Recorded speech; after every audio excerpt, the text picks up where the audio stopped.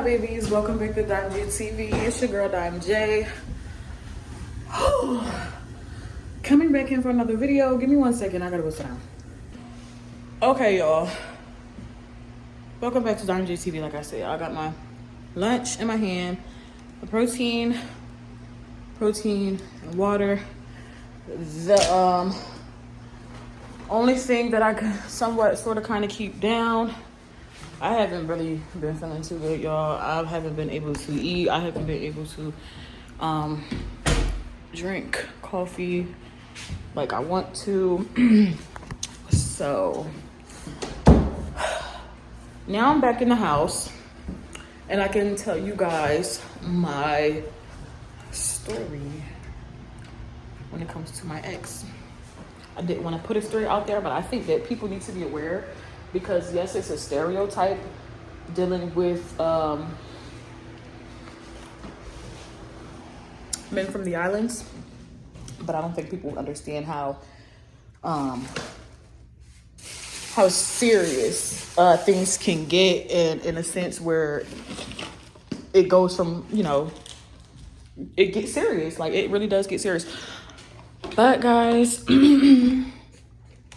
I am cool. I'm not dealing with it anymore. I'm just to the point where I'm ready to let go. I really don't know where I'm gonna put my set my camera on. Hold on now. Okay, y'all. I was recording with the wrong lens, and that's probably why if my video does look a little different, that's what the change is. I switched my lens. Now, with that being said, I'm going to get into, I'm gaining so much weight. I'm going to get into the turn of events with my experience being with a Jamaican man for the very first time. I've been with Dominican men. I can deal with them. But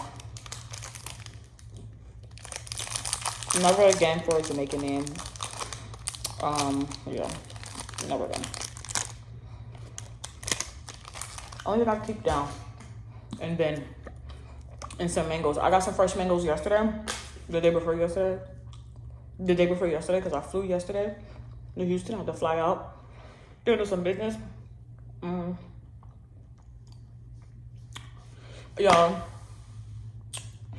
my doctor's appointment is in 2 days, and I'm trying to refrain from going to the hospital because I do not feel good.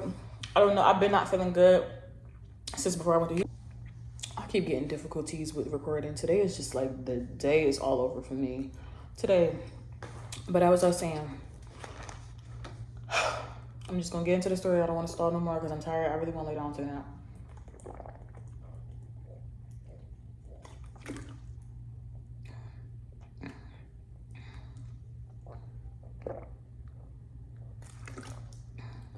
I can't chug my water bottle the way I want to. Don't ask me why I'm gonna barf that shit up. So yes, my relationship was sweet at first. It was a lot of love bombing. I could say that for sure. When I first got with him, everything felt so perfect. Like, I felt butterflies, and mind you, I haven't felt butterflies since I was like a teenager. So I thought, like, for sure this was it. And I was definitely wrong. It was a lot of love bombing, and it was consistent, so it didn't seem like love bombing. Like, no, I didn't realize he was full of shit until like Valentine's. Around that time, he was moving really sneaky, like very sneaky, and he didn't get to my house on Valentine's Day until like I think 3 or 4 p.m. and I wanted to go out to brunch that day. And I was a little irritated because it stalled my plans. I wanted to go to brunch. But hey, it is what it is. I don't want to sound picky. It was just a lot of little things. Like, explaining it don't seem too bad. But on a repetitive note, like, it's like, why are you being sneaky? What are you hiding? And when I first met him, I told him, like, you give me the vibes that you have a vendetta, like you're trying to get something, like you sneaky. It's giving sneaky vibes. I always told him that. but I brushed them off, of course. And then things got to being a little bit, it went from him being to clingy to just like, it was like a clingy, then he fell off, then he came back, he was controlling, then he fell off, then he came back and he was disrespectful, then he fell off. And it was just like, okay, this is too much. And then like, I want to say off rip, when we got in our relationship, he was trying to get me pregnant, like off rip, off the get-go. And then we had a conversation and he had slipped up and said something about, oh, this is business or something like that. And I'm like, what do you mean this is business? And that was the first time I stopped talking to him, and that was sure enough around Valentine's Day. I ended up sleeping out on him because I didn't feel like we was that serious in a relationship to be committed. But I did end up sleeping out on him one time in our relationship. Well, a total of 2 times in total, but I will get there. But I told him about it, so it wasn't a secret. And after I told him about it, he went as far as texting the man that I slept out on him with and going to say that he made a whole lot of fuss about the baby situation. Like, he was very adamant that I was pregnant at the time. Now, I don't know what happened between them. I know they had words, but the guy called me that he texted and he was like, look, I'm not with that. I don't like that stuff. And I'm just like, never knew he texted you. Like, that's kind of like weird. Like, I don't like stuff like that. I would never go and text a woman that a man is dealing with. That's weird. Like, it's giving me very much insecure. So, yeah, it turned me off. And after that, we separated. We didn't speak. He did come to my house, but I didn't let him in my house. He was sitting outside for quite some time. But I just didn't want him in my house. And I always got the energy that he would put something in my house. Lord and behold, yes. He admitted to me that he put a camera in my house, and I still have not found it. I took my smoke detectors down. I took my Wi-Fi box apart. Went through all of my corners, checked my charger boxes, outlets. I looked inside of all of the sockets. I looked up at my ceiling fan and my lights that's on my wall. And it's just looking like I just gonna have to opt to move because now I'm not comfortable in my own home. I really don't feel comfortable changing, showering, anything. Because in a sense where you're in a relationship with somebody or where you're dealing with somebody and they tell you they have a specific type and then that turns out to not be their type, granted, whatever the case may be, I'm not an insecure woman, but it could come into the sense where I feel like you could sell my body on OnlyFans, or you could just be selling content of my naked body without my consent. And now I'm feeling like I want to go through the legal route because I don't feel comfortable in my own house. Like, I'm always out. I'm never home now because I don't feel comfortable. Like, yes, we slept together, but I don't know who he's dealing with. They could be, you know what I'm saying, exchanging my pictures, paying, like, you know, weird stuff like that. And I do have his full name. So I'm still holding the thought. But if it comes to me moving, I'm just going to go ahead with the legal procedures, get the restraining order, press the charges, of course. Definitely when it comes to my body, because I don't play about stuff like that at all. I never did. I never gave that. But yeah, fast forward, after he sat outside my house for some time, he went to Jamaica. And after he went to Jamaica, I ended up being sick. Took a few pregnancy tests. They were negative. I got a faint positive. Didn't think anything of it. I let him know.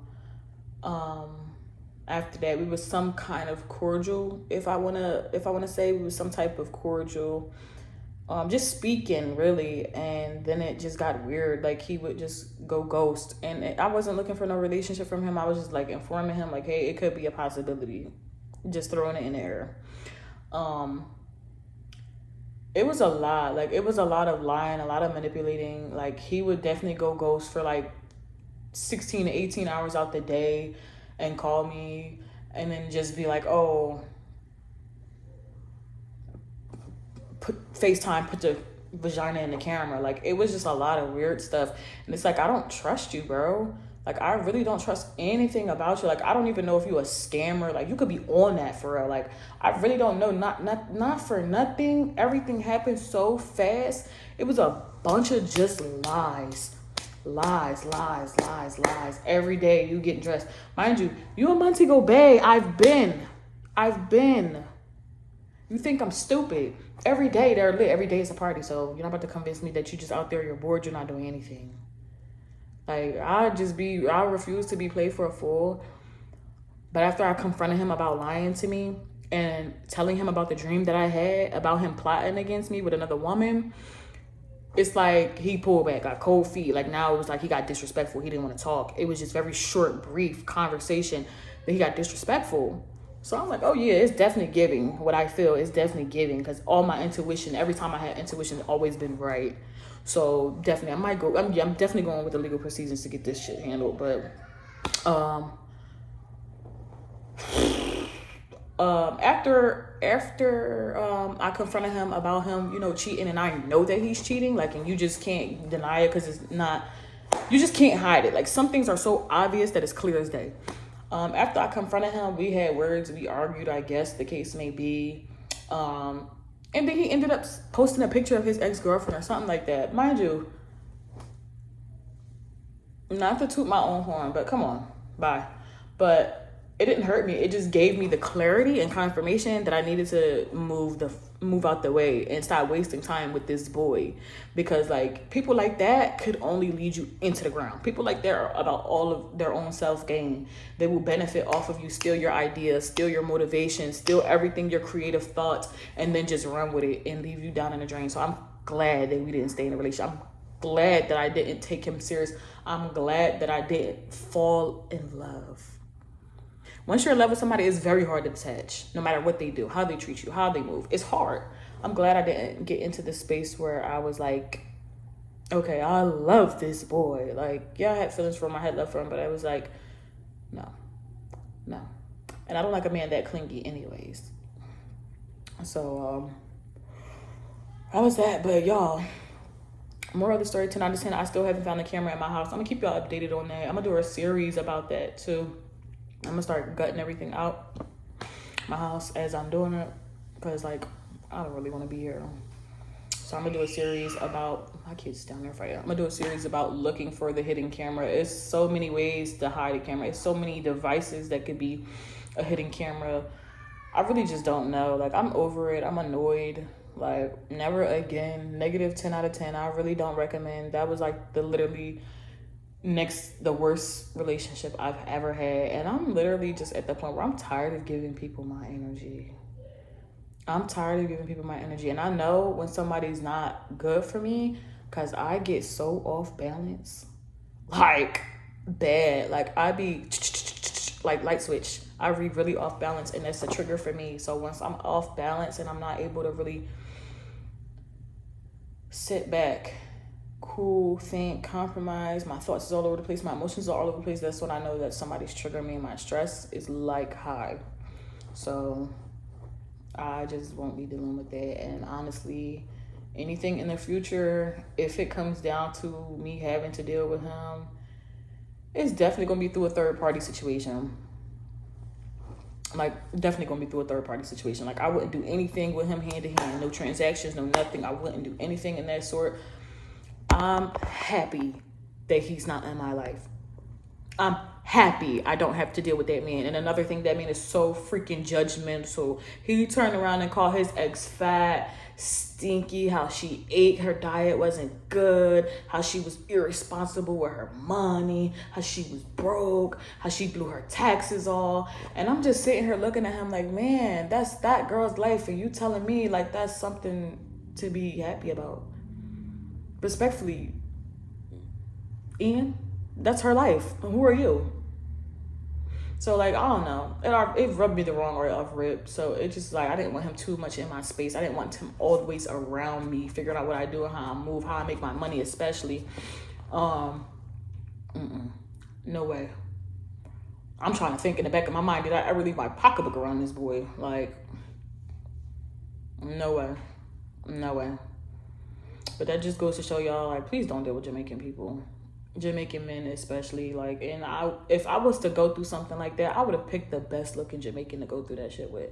My first experience with a Jamaican, that shit was so mid. Like, I'll never in my life go through some stuff like that again. Like, I just know better.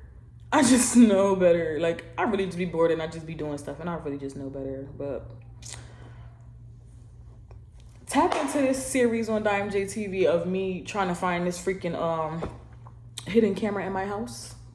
Y'all gonna see a lot. Y'all gonna see me doing a lot. Y'all gonna see me finding this camera, looking for this camera. Y'all gonna see me packing. Y'all gonna see me doing a lot of stuff. Like, I just want out. I want out. I'm tired of dealing with ill people that do things with ill will intent. I just can't do it. Like, I'm not in the mood for that no more. Jesus. But I'm gonna sleep. I'm gonna get my stuff ready for my doctor's appointment coming up. I don't know if it's today or tomorrow.